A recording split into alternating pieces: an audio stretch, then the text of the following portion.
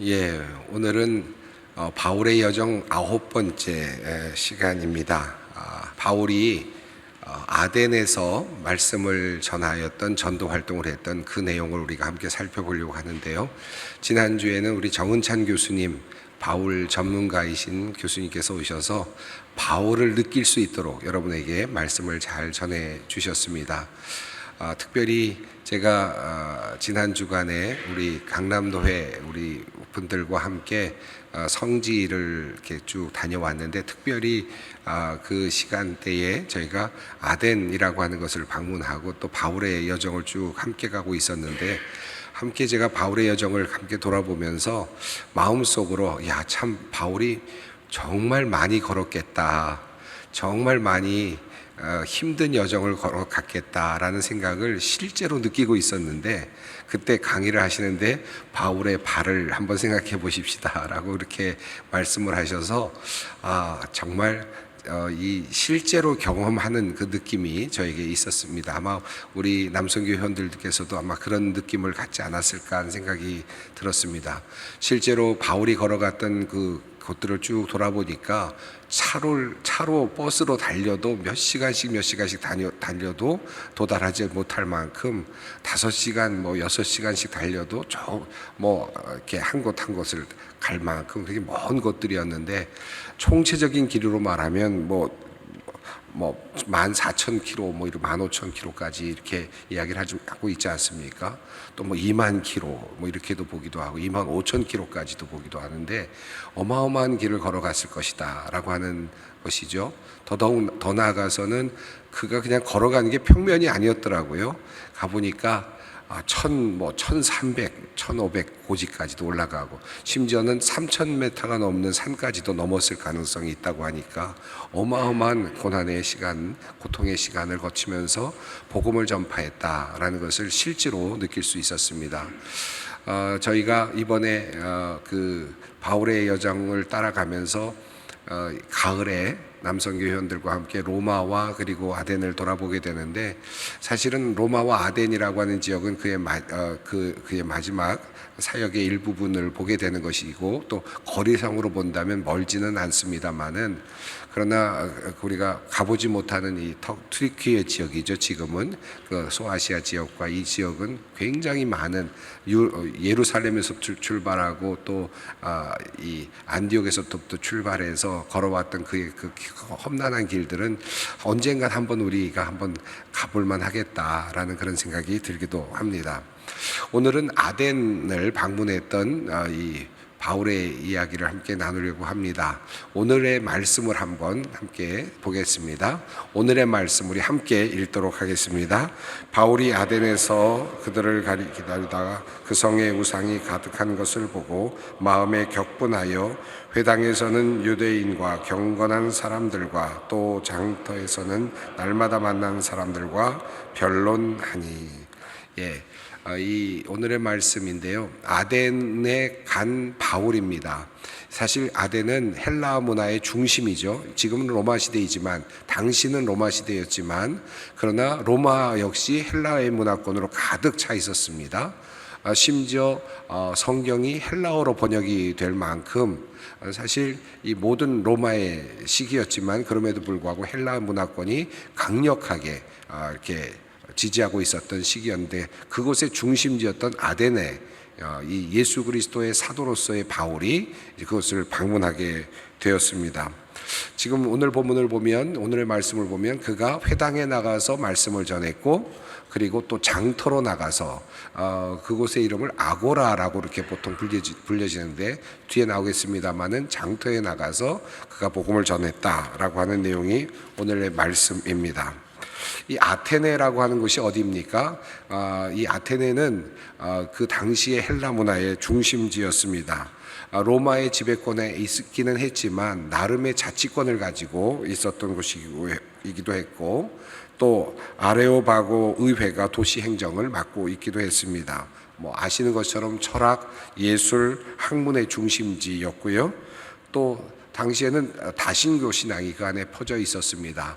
아크로폴리스라고 하는 곳에 많은 신전들이 놓여 있었고 웅장한 신전들이 자리하고 있었습니다. 지금도 가보시면 아테네 그 정상 부분에 아크로폴리스 부분에 아주 웅장하게 그 파르테논 신전의 모습이 물론 하나의 그 기둥들만 남아 있습니다만은 그 웅장한 자태를 어느 정도 감지할 수 있을 만큼 그런 모습을 좀 드러내고 있죠. 그리고 무역 항으로서의 어떤 기능도 상당히 가지고 있었던 곳이라고 할 수 있겠습니다. 자, 이 당시에 당시에 바울이 아테네를 방문했을 때의 그 상황은 어마어마한 그런 그 신전들이 놓여 있었던, 그리고 웅장한 자태를 자랑하는 상업의 중심지였던 그와 같은 그런 아테네였다라는 것을 상상해 본다면 바울이 갔을 때 그 느낌이 어땠을까를 한번 우리가 상상해 볼 수도 있을 것 같습니다. 어떻게 해서 그가 아덴까지 가게 되었는가 성경은 우리에게 알려주고 있죠. 우선 바울은 3차 전도여행을 하던 중에 이제 베레아로까지 쫓겨 내려오게 되었습니다. 계속해서 박해하는 사람들이 와서 그들을 박해하였기 때문에 유대인들의 박해를 피해서 계속해서 이제 피해 가게 되는데, 베레아에서 머물던 이 바울이 이제 또다시 박해를 받게 되면서 도망치듯 또 나오게 되지 않습니까? 그러면서 배를 타고 이제 아덴으로까지 가게 되었습니다. 육지를 통해서가 아니라 배를 타고 아덴으로 가게 되었는데요. 간 다음에 홀로 급하게 갔기 때문에 혼자 갔습니다. 배를 타고 혼자 갔고, 그래서 도착하자마자 실라와 그리고 디모데도 빨리 오도록 해달라라고 하는 부탁을 할 정도로 긴급하게 그가 아덴으로 피신하듯이 갔다라는 것을 알 수 있습니다. 이 말씀, 이거와 관련된 말씀이 있는데 다음 우리 페이지를 보시면 하나님의 말씀, 우리 성경 말씀이 있는데요. 이 사도행전에 있는 말씀, 17장에 있는 말씀, 그 당시의 상황을 예측할 수 있는, 또 추측할 수 있는 내용의 말씀입니다. 한번 함께 읽어보겠습니다. 형제들이 곧 바울을 내보내어 바다까지 가게 하되 실라와 디모데는 아직 거기 머물더라. 바울을 인도하는 사람들이 그를 데리고 아덴까지 이르러 그에게서 실라와 디모데를 자기에게로 속히 오게 하라는 명령을 받고 떠나니라. 이렇게 그가 지금 급하게 지금 아덴으로 피신했고, 아마도 그가 도착한 곳은 항구였겠죠. 배를 타고 갔으니까 항구였겠습니다. 당시에 아테네의 항구는 그 피레우스 항구였다고 합니다. 여러분 사진을 보시면 1800년대에 피레우스의 항구의 사진이 있는데 이미 그때만 해도 아주 웅장한 모습을 보여주고 있고요. 굉장히 큰 항구의 모습을 보여주고 있는데, 그 전에 아주 오래 전에도 바로 이 피레우스 항구가 있었다고 합니다. 아마도 이 같은 이 지역으로 아마 바울이 배를 타고 들어왔을 가능성이 높겠습니다. 오늘 피레우스 항구의 사진을 한번 보실까요? 지금 피레우스 항구의 모습은 아주 이렇게 멋지게 지금 잘 정돈되어 있는 모습의 항구의 모습을 갖추고 있습니다. 이 길을 따라서 바울이 이렇게 웅장한 모습은 아니었지만, 그러나 그 길 따라서 항구로 들어왔는데 지금 우리가 보고 있는 이 항구의 모습과 비슷한 느낌이었을 가능성은 있겠죠.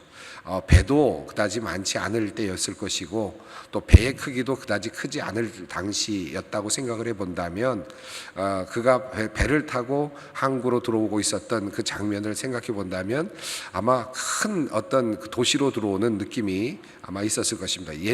일반 어떤 다른 도시를 들어가는 것과는 완전히 다른 느낌이 아마 그에게 있었을 거라고 생각합니다.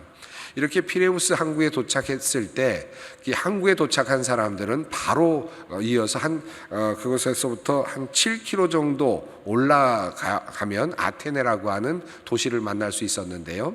이렇게 쭉 한 지점, 그러니까 지금 밑에 있는 지점이 피레우스 항구라고 한다면 아테네 도시는 저 위쪽에까지 있습니다.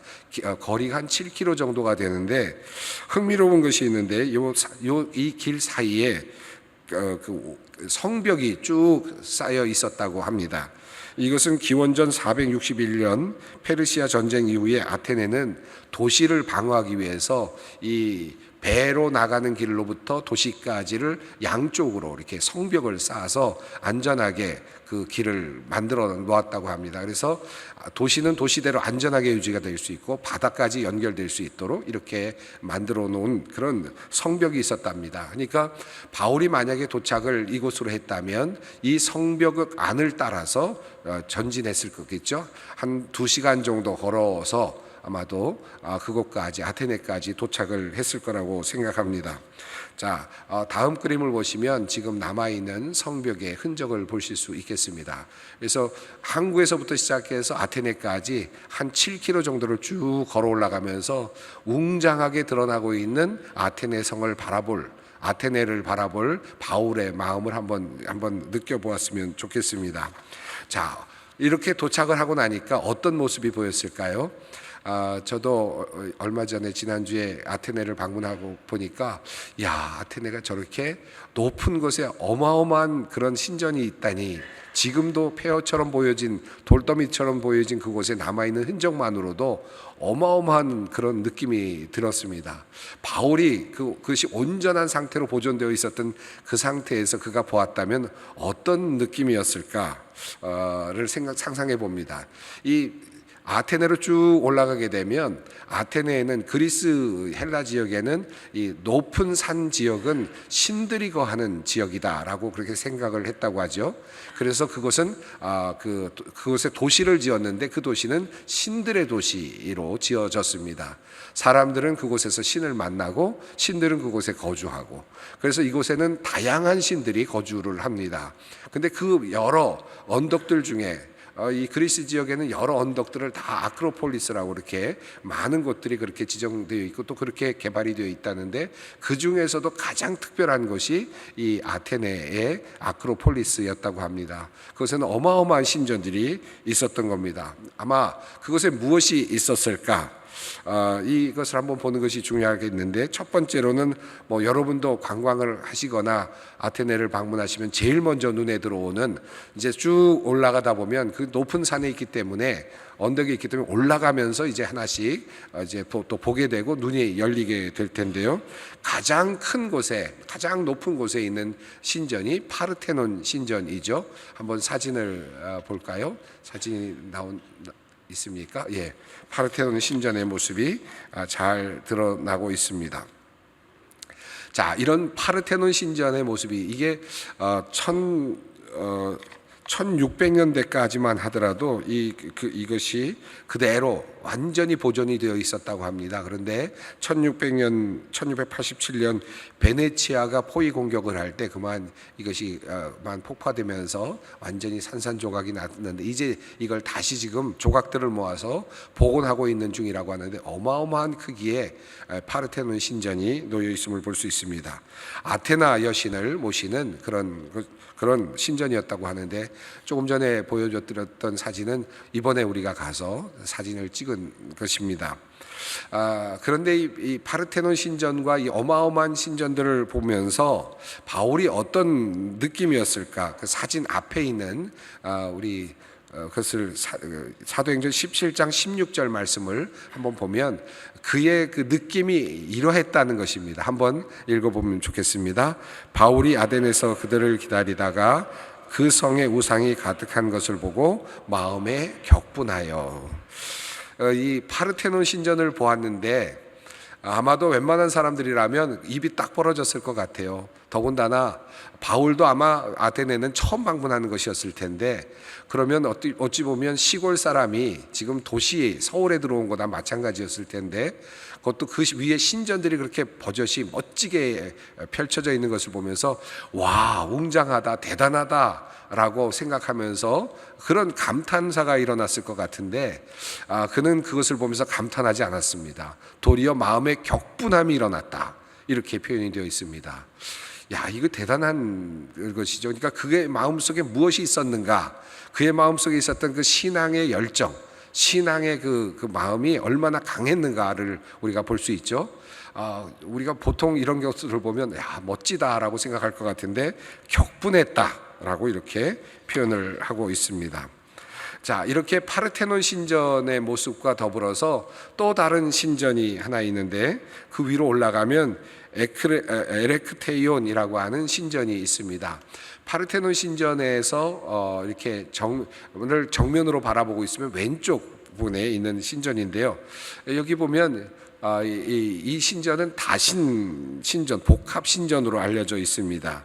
이 파르테논 신전이 아테나 여신을 섬기는 신전이라면 여기는 아테나를 뿐만 아니라 포세이돈, 그리고 케크롭, 그리고 에레크테우스 등 여러 신들을 모시는 그런 신전으로 알려져 있습니다. 그리고 남쪽에는 그 6개의 여성 조각상이 놓여져 있는데 이것을 카리아티드라고 그렇게 부른다고 합니다. 흥미로운 조각이었는데요. 이게 기둥의 역할을 하면서도 여성 신들의 어떤 조각상들이 전에 이렇게 서 있는 모습을 보여주고 있습니다.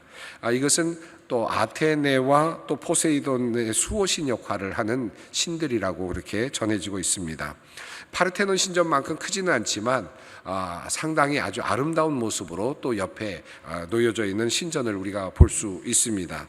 또 다른 신전은 이렇게 언덕에서 밑에서 위로 올라가다가 파르테논 신전을 만나기 전에 만나는 작은 또 다른 신전이 있는데 그 신전은 바로 니케 신전입니다. 이 니케 신전은 니케 신전 위쪽으로 이제 그 파르테논 신전이 놓여지는데 이 니케 신전은 승리의 신으로 알려져 있죠. 그곳을 올라가다 보면 다음 부조를 한번 보시면 좋겠는데 그 부조입니다. 부조를 한번 보여주시면 좋겠습니다. 막 신을 막 벗고 있는 니케 승리의 여신의 신전입니다. 부조가 있습니다. 원래 니케 신은 날개가 있는 신인데요. 여기에는 날개가 없습니다. 이 어떤 의미냐라고 물어보니까 이 날개를 떼어서 이 승리의 여신이 영원히 아테네를 지켜달라는 의미를 담았다라고 그렇게 알려지고 있다고 합니다. 근데 신을 벗는 이 모습에서 승리의 여신의 모습, 이 모습인데요. 여기서부터 이제 나이키라고 하는 신발의 이름이 나오고 또 나이키의 신발이 이제 이렇게 유명해졌는데 이 샌들을 벗고 있는 니케의 부조를 우리가 볼 수 있습니다. 자, 이런 신전들이 그곳에 다 이제 몰려 있는 것이죠. 그리고 다음 그림을 보면 이제 바울이 갔을 때는 아마 완성되지 않았을 것 같은데 헤로데스 아티쿠스 극장이 지금 이제 이렇게 모형으로 지금도 이렇게 모습으로 보존되어 있음을 볼 수 있습니다. 이것은 기원은 161년이니까 바울이 갔을 때는 없었을 그런 공연장입니다. 그런데 바울이 갔을 때 보았을 극장이 하나 있는데 그것은 디오니소스 극장입니다. 한번 그림을 보여드리겠습니다. 이 극장은 기원전 6세기에 만들어졌으니까 이미 바울이 도착했을 때 그 모습이 분명하게 드러나 있었을 거라고 생각합니다. 17,000여 명이 옹집할 수 있었던 그런 극장이었다고 합니다. 지금은 대부분 훼손되어 있기는 합니다. 자, 이렇게 이런 모습을 그가 보았다는 거죠. 그러니까 이 모습이 지금 우리가 가서 관광을 하면서 보게 되는 아덴에 가면 보게 되는 수많은 그런 신전들을 사도 바울이 직접 그 모습을 온전한 형태로 보았다. 그랬을 때 그의 마음이 어땠을까? 야, 대단하다라는 감탄사가 아니라 격분함을 느꼈다. 어떻게 이럴 수가 있는가? 어떻게 이들이 하나님을 모를 수 있는가? 어떻게 이토록 모르는 신들을 이렇게 자기들이 스스로 만들어서 섬길 수 있는가라는 격분함이 그에게서 일어났다라고 성경은 말씀하고 있습니다.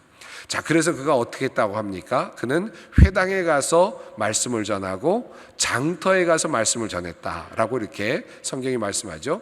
회당이 그 지역에 있었을 텐데 회당에 가서 유대인들에게 말씀을 전하기 했습니다. 근데 그 내용은 자세하게 나오지는 않죠. 또 장터에 가서 말씀을 전했다 그러는데 그 내용도 사실은 정확하게 나오진 않습니다. 이제 후에 이제 아레오바고 언덕에서 설교하는 내용이 사도행전에 나오기는 하죠. 이 뒤에 이제 저희가 다루도록 하겠습니다. 장터에서 그가 복음을 전했다라고 하는데 이 장터가 어떤 곳이냐면 헬라 문화에서는 아주 중요한 곳이더라고요. 그것을 아고라라고 했는데 그 사람들이 이제 항구에서부터 들어오면서 제일 먼저 만나게 되는 지점이 바로 이 아고라 장터였습니다. 아고라 장터를 통해서 이제 올라오게 되는데, 그것은 상업의 중심지여서 양쪽에 상점들이 이렇게 놓여 있고, 그리고 올라오는 길을 따라서 작은 신전들이 또 놓여 있기도 하고요. 또 그것에서 모든 만남들이 이루어지고, 또 심지어는 재판도 이루어지고, 또 여러 가지 문제들을 해결하기도 하는 그런 모든 복합적인 공간이 이 바로 장터라고 하는 아고라라고 하는 공간이었습니다. 그래서 이 아고라는 여러 기능들을 가지고 있었는데, 정치적인 기능도 있고, 상업적인 기능도 있고, 사회적인 기능도 있고, 또 종교적인 기능까지 가지고 있었던 그런 장터였고요. 또 이 장터에서 많은 사람들이 운집해서 많은 활동들을 했었습니다.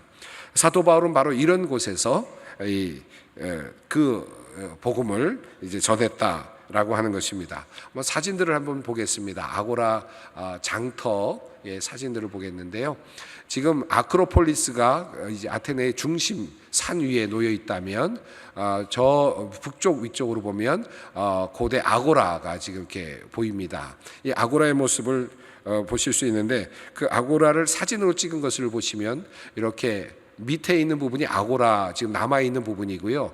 그리고 그 위쪽에 또 헤파이스토스 신전이 온전하게 보존된 채로 놓여 있음을 볼 수 있습니다. 그러니까 여기저기 신전들이 또한 있음을 우리가 확인할 수 있는데, 고대 아고라를 복원했을 때 어떤 모습이었을까를 보여주는 그런 그림이 여러분에게 지금 보여지고 있는데요.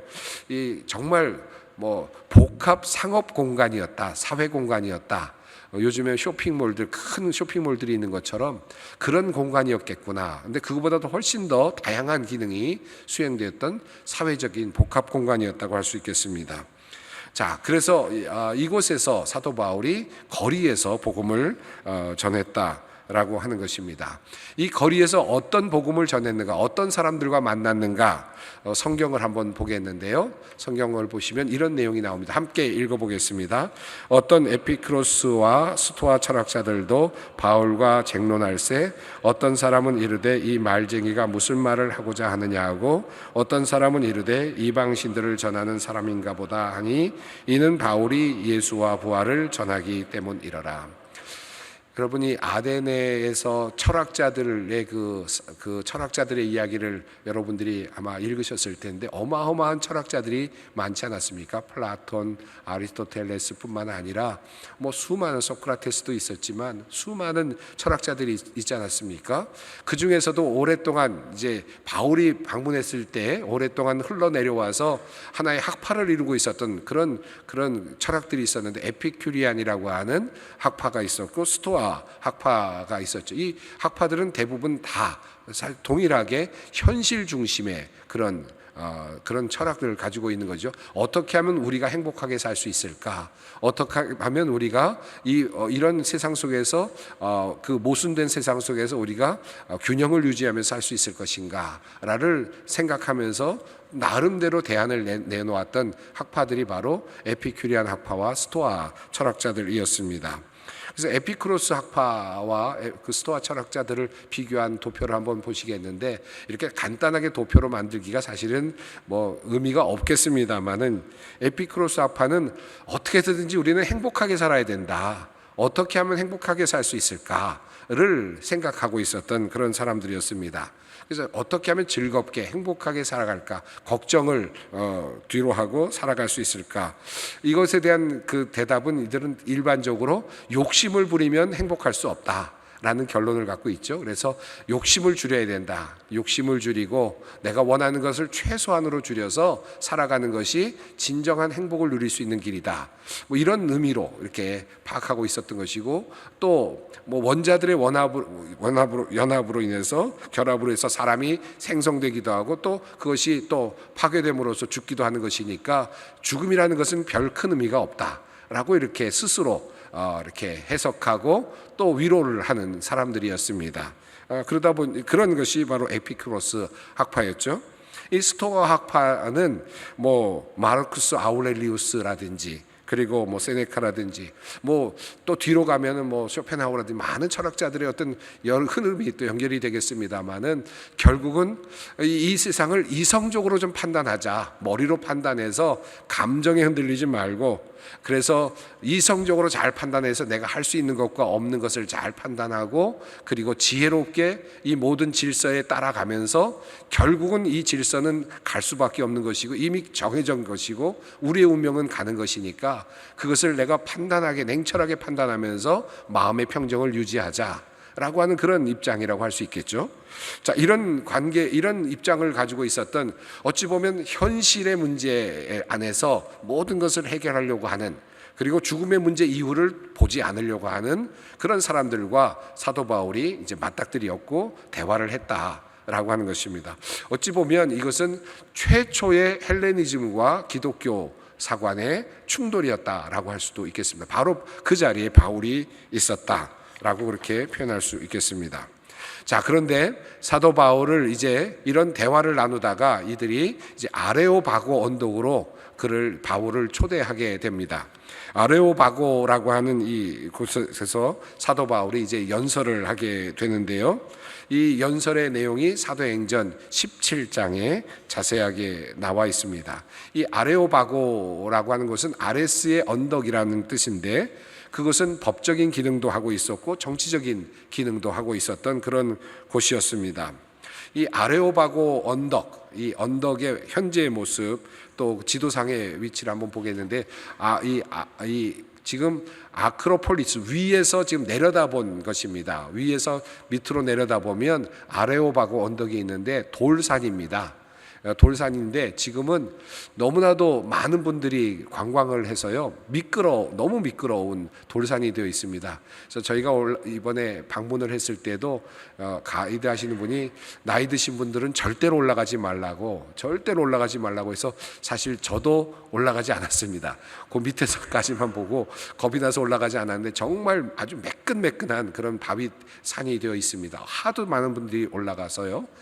그래서 몇 분이 올라가셨었는데 그 위에 그 다른 사진을 한번 보겠습니다. 이것은 아레오바고 언덕에서 저 위쪽으로 지금 아크로폴리스를 지금 위로 보고 있는 것입니다. 그러니까 위로 올려다보면 거대한 지금 그 신전들이 보입니다. 그러니까 아레오바고 언덕에서 바울이 설교를 할 때 그 옆으로 올려다보면 어마어마한 신전들이 옆에 보이는 그런 곳이란 말이죠. 그런 곳에서 사도 바울이 담대하게 설교를 했다고 할 수 있겠습니다.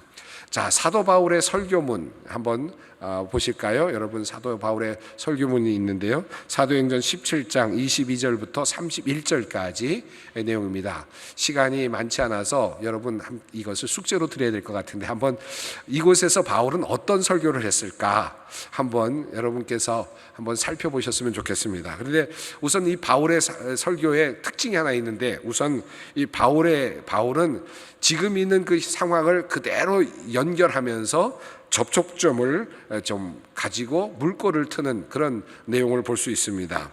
너희들이 지금 많은 신들을 이렇게 멋지게 지어놨는데 너희들은 지금 사실은 알지 못하고 있는 신들을 위해서 건물을 지었다. 그런데 내가 너희들에게 이제 정말 그분이 어떤 분이신지를 알려주겠다. 이런 내용의 말씀을 하죠. 그러니까 너희가 지금 알지 못하는 신들을 위해서 신전을 지었지만, 그러나 이 신전에 진정한 신이 있다. 신들의 신이 있다. 그분이 누군지를 알려주겠다라고 하는 내용의 말을 하고요. 그 다음에 우리가 그의 자녀다라고 하는 내용의 말이 하는데, 이것은 당시에 사람들이 잘 알고 있었던 시인의 문장을 그대로 인용하기도 했습니다. 또 사도 바울은 창조주이신 하나님에 대해서 선포를 합니다. 이제 모든 만물을 창조하신 분이 한 분이신 하나님이시다. 지금 그 그리스도의 신들은 다양한 역할들을 감당하고 있는 다양한 신들로 이렇게 묘사되고 있는데, 그 신이 아니라 한 분 하나님이 모든 것을 창조했다. 창조주 하나님에 대한 이 그리스도의 사람들이 알지 못하고 있는 그런 하나님에 대한, 온전하신 한 분이신 하나님에 대한 선포를 합니다. 그리고 또 하나, 그들은 죽음에 대해서 별로 생각하지 않았지만 그리고 죽음을 무시하고 눈을 감고 있었지만 그들은 그러나 사도 바울은 예수님께서 죽으시고 부활하셔서 부활의 첫 열매가 되셨다. 이 부활의 그 능력에 대해서 죽음 이후에 있는 삶에 대한 분명한 입장을 말씀하고 있습니다. 이것이 사도 바울이 아레오바고 언덕에서 했던 설교라고 할 수 있겠습니다. 이 말씀에 대한 평가는 어떻게 됐을까요? 다음 한번 우리 말씀을 한번 읽어보도록 하겠습니다. 함께 읽겠습니다. 그들이 죽은 자의 부활을 듣고 어떤 사람은 조롱도 하고 어떤 사람은 이 일에 대하여 내 말을 다시 듣겠다 하니 이에 바울이 그들 가운데서 떠나매 몇 사람이 그를 가까이하여 믿으니 그 중에는 아레오바고 관리 디누시오와 다말이라 하는 여자와 또 다른 사람들도 있었더라. 세 가지로 나뉘어졌습니다. 하나는 비방하는 사람들, 조롱하는 사람들, 또 어떤 사람은 조금 더 들어보자 궁금해하는 사람들, 세 번째는 믿는 사람들. 이렇게 셋으로 나누어졌습니다. 저는 이런 생각을 합니다. 그 아레오바고 언덕에서 놀라운 설교를 바울이 했는데 그때 많은 사람들이 듣고 회개하고 모두가 다 통회자복하면서 했다면 얼마나 좋았을까요? 그러면 바로 아테네가 접수되고 그리고 그 신전이 모두 다 바뀌고 하나님의 놀라운 역사가 일어나고 얼마나 멋진 일이 일어났을까. 저는 이런 지점쯤에서는 좀 이런 일이 일어났으면 좋겠다. 저는 이런 마음이 듭니다. 아테네를 방문하고 나서 아레오바고 언덕에서 바울의 설교가 참 안타깝다 하는 생각이 들기도 합니다. 한편으로는 내가 만약에 설교했으면 그럴 수 있었을까? 그런 생각도 해보게 됩니다. 그런데 사도 바울과 같은 이 사도가 가서 그 열정을 가지고 안타까움을 가지고 그리고 가장 적절한 설교의 어떤 수사학을 가지고 설교를 했는데 반응은 이렇게 셋으로 나눠졌습니다. 그리고 그의 설교는 그만큼의 영향을 이루지는 못했습니다. 하나님의 역사가 그렇게 진행이 되고 있었습니다. 그런데 재미있게도 그곳에서 믿는 사람이 생겨났어요. 그곳에서도. 그래서 디누시오라고 하는 그 사람이 그곳에서 신앙을 갖게 됩니다. 신앙의 흐름은, 하나님의 역사는 완벽하게 한 번에 전복적으로 일어나지 않는다. 복음의 전파 역시 그러하다. 한 사람이 믿고 또 한 사람이 믿고 그리고 나서 300년쯤이 지난 다음에 로마가 드디어 하나님의 나라가 되지 않습니까? 국교로 이제 하나님의 기독교를 이제 믿는 종교가 되고 또 390년이 되면 국교가 됩니다. 그런 시간이 필요했다.